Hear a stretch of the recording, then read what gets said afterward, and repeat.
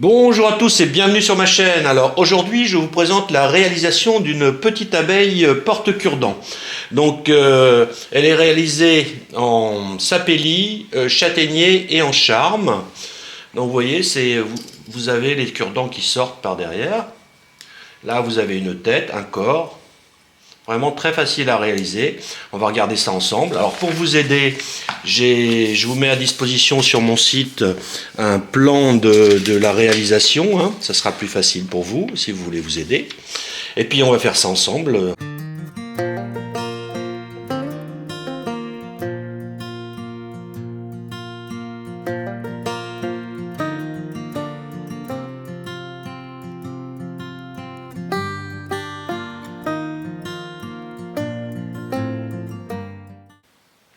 Alors pour réaliser cette petite abeille, je vais utiliser des chutes. Là c'est du sapelli, vous voyez. C'est du sapelli. Et ça c'est du châtaignier. Vous prenez quelque chose, un bois un peu plus blanc, quoi, hein, pour faire les deux couleurs de l'abeille. Et donc, vous allez empiler, coller, en alternance, du blanc et du marron, pour faire le corps. Voilà, ça va être le corps une fois tourné. Et pour tenir tout ça, pour pouvoir le tourner, je vais mettre en plus un support supplémentaire. Donc je colle tout ça et je laisse sécher et on revient pour tourner. Allez, c'est parti. On fait notre empilage.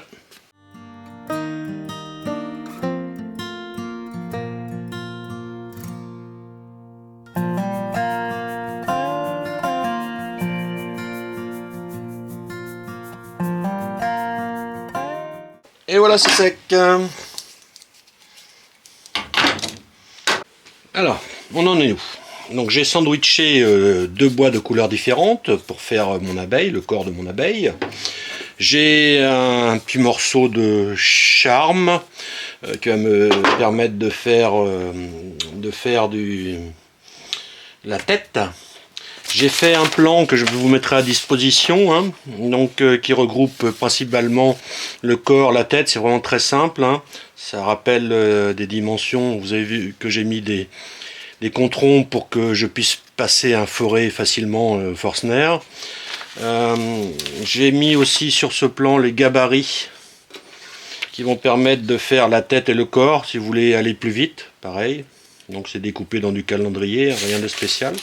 Vous avez le modèle là. Et donc voilà, on va attaquer. Donc on va commencer par cylindrer un peu ça pour pouvoir commencer le corps.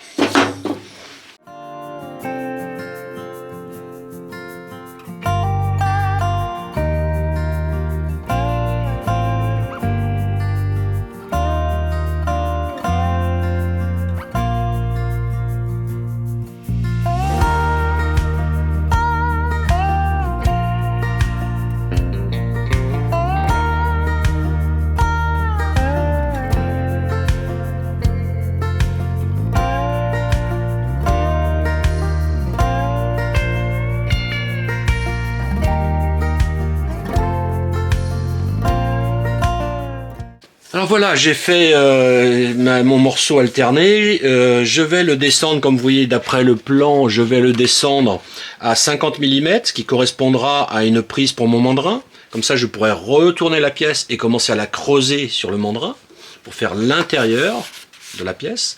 Ici, je vais récupérer 60 mm et ici, ce sera l'embouchure, hein, qui fera autour de 15 mm. Donc déjà, je réduis à 50, je retourne sur le mandrin et je commence les creusages.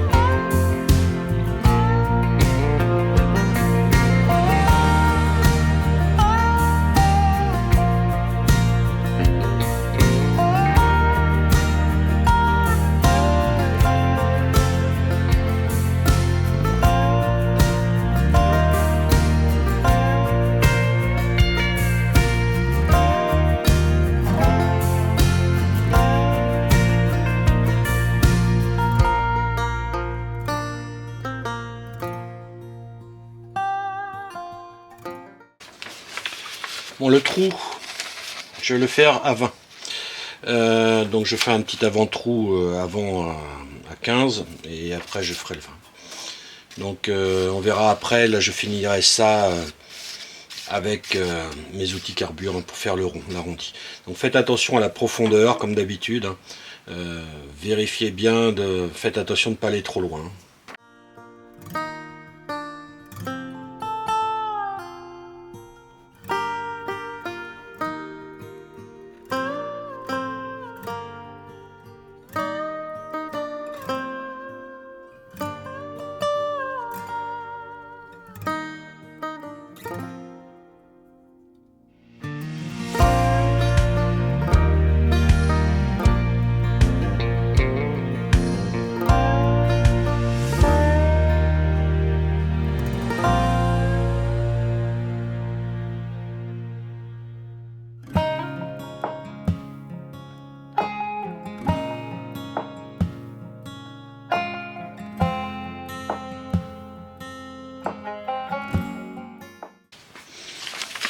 Donc maintenant je suis en train de préparer l'entrée ici.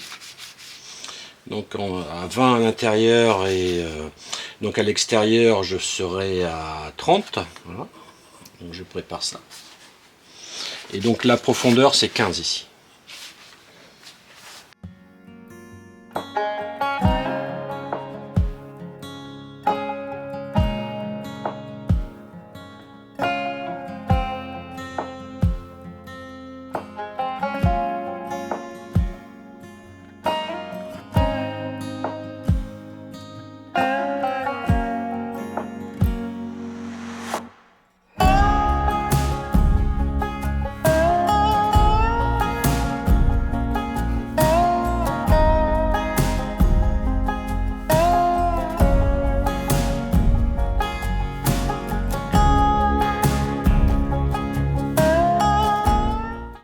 Alors maintenant vous allez creuser très délicatement de façon à vous approcher du bord au fond, sans percer évidemment, donc toujours pareil, faites très attention aux mesures.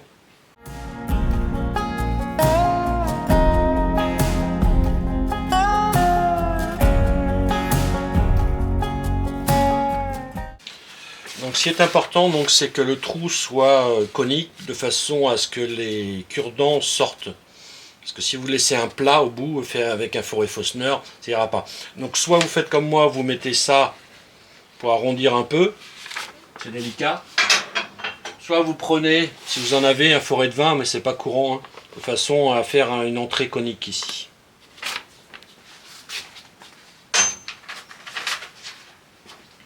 Voilà, donc cette pièce-là, elle avance bien. Donc maintenant je vais la reprendre, je vais descendre ici un peu et après je la reprendrai par ce côté-là pour la finir. On va y aller.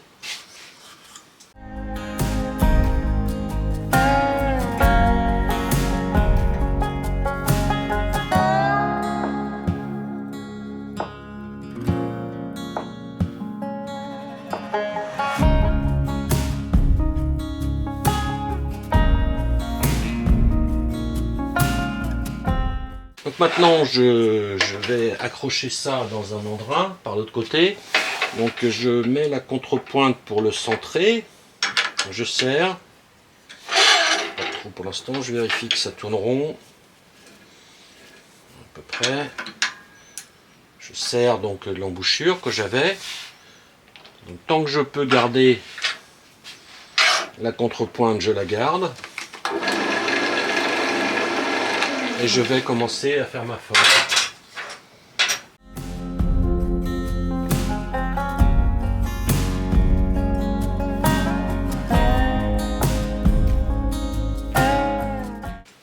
Une petite remarque, faites attention de ne pas descendre trop bas ici, parce que je vous rappelle que vous avez percé un trou à 20. Hein.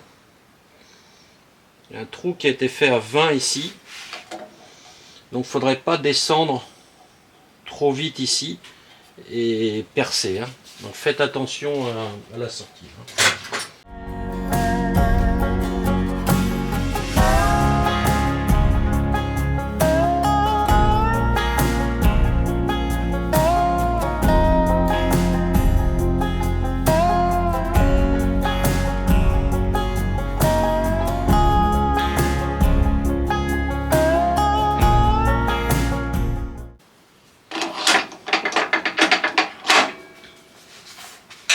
Alors pour le trou au bout, vous allez faire un petit trou de 3 mm évidemment. Ça devrait suffire pour sortir les cure-dents.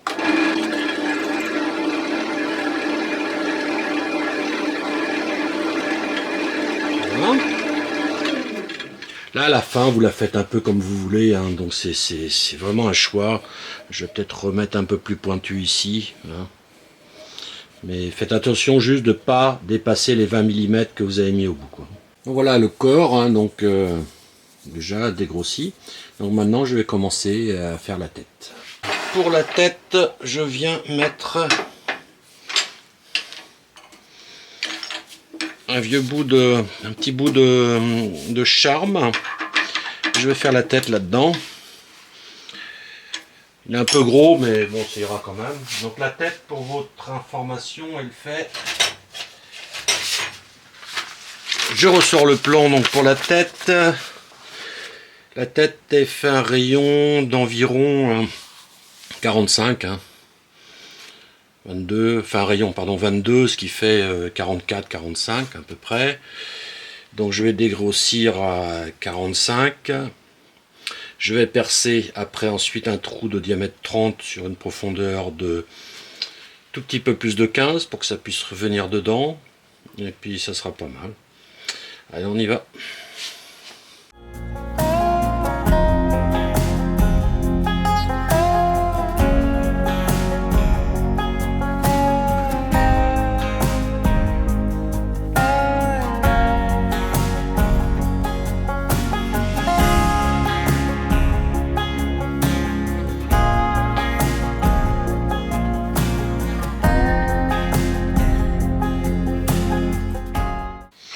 Donc maintenant je vais ajuster ça au diamètre.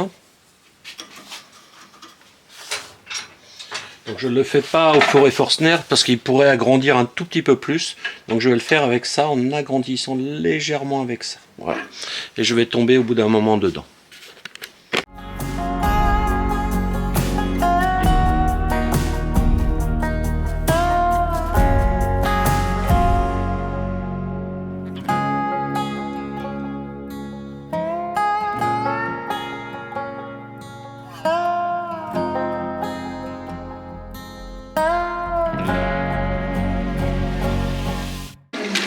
Allez, c'est parti, on fait la petite tête maintenant, on va la faire directement dans la masse là.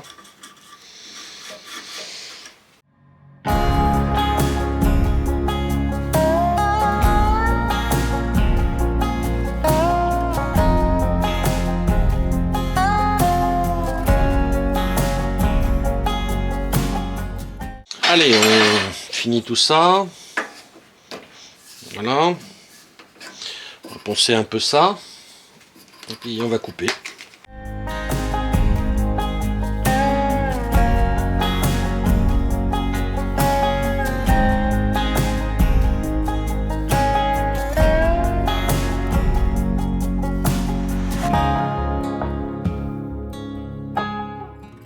Voilà la première partie donc d'abeille avec sa tête et son corps, avec possibilité de mettre donc des cure-dents dedans. Bon, maintenant je vais faire des petits yeux et puis je vais faire une petite bouche. Tiens, justement la petite bouche elle est là. Si vous avez des petits morts comme ça, vous pouvez mettre éventuellement ça pour finir le ponçage, hein, sans trop serrer pour pas évidemment casser la pièce.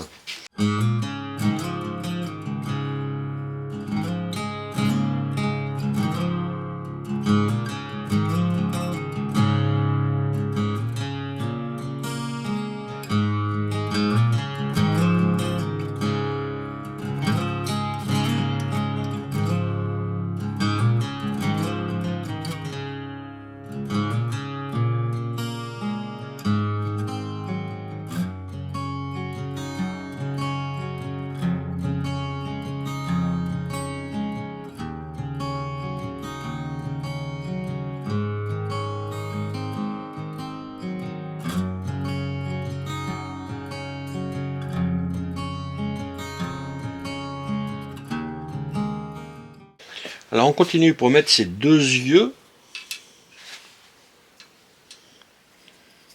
sur la tête.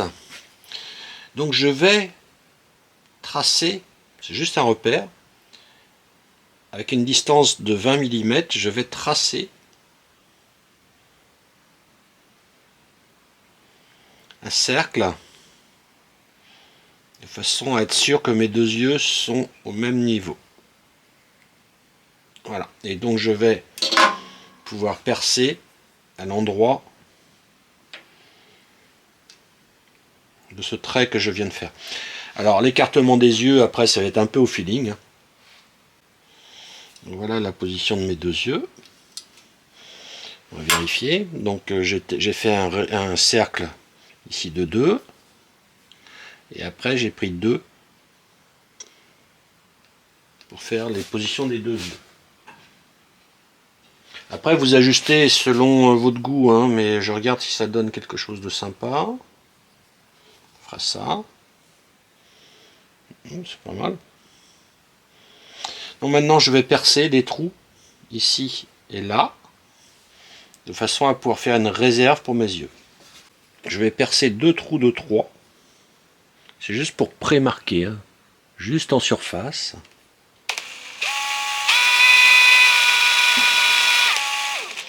C'est juste pour que le forêt Fosner ne dérape pas. Voilà.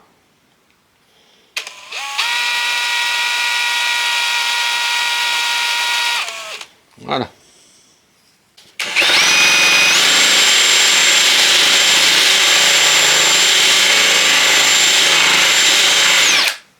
C'est pas mal.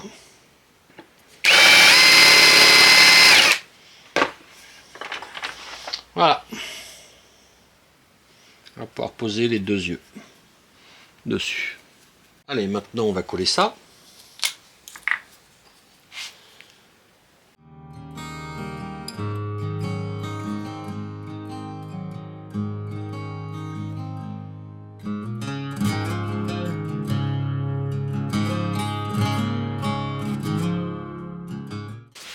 Alors là, je vais juste faire un petit coup de forêt pour faire la bouche.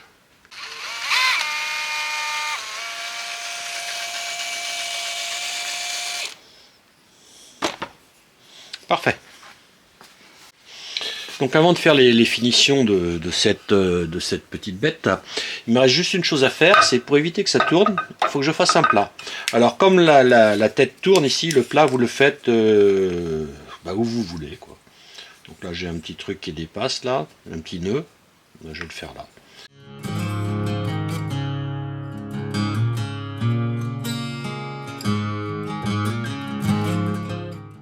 Ça suffit, hein, c'est pas la peine d'en faire plus. Petit plat, la bête. Elle est équilibrée, on peut peut-être faire un petit peu plus devant. Non, non, avec du... Et tiens, ça va. Allez, on va finir tout ça, on va finir de poncer tout ça. Et puis je vais vous montrer tout ça. Donc après avoir bien poncé, vous mettez une couche de fondure dessus. Là c'est la deuxième couche que je mets, hein. Donc ça va bien faire ressortir, si c'est bien poli, le sapelli. Voilà. Donc petite couche de fondure. Allez, maintenant un petit coup de vernis.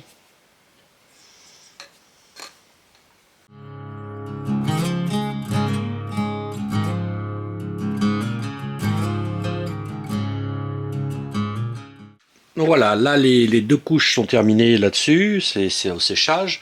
Donc si vous vous souvenez bien, donc il me restait une petite chose, c'est de faire des petites ailes. Alors je vais prendre un petit morceau de tissu ou de cuir synthétique ou quelque chose d'assez fin pour faire deux petites ailes.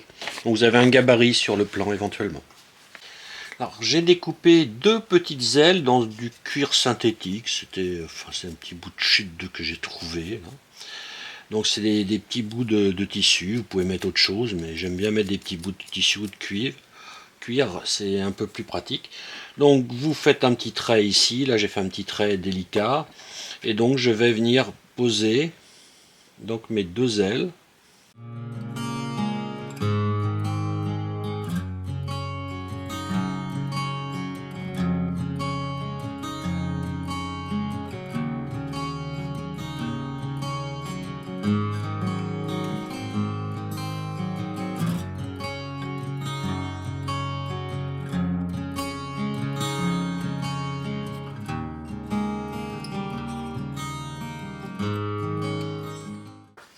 Donc si la position vous va bien,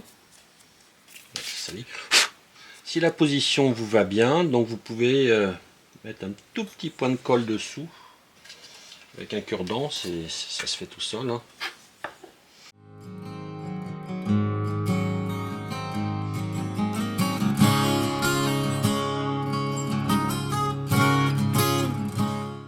Et voilà la pièce qui est finie maintenant avec les petites ailes. Vous pouvez faire plus grosse, mais bon, je trouve que c'est sympa en petit comme ça. Vous voyez, après, vous mettez les cure-dents dedans.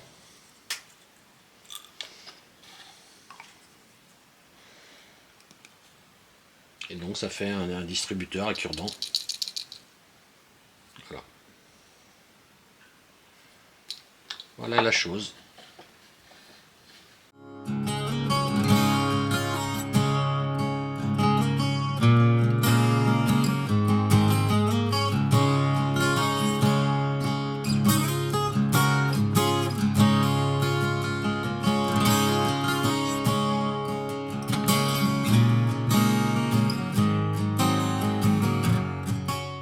Et bien voilà, la réalisation de cette petite abeille porte-cure-dent est terminée. J'espère que vous aurez apprécié et à bientôt sur ma chaîne.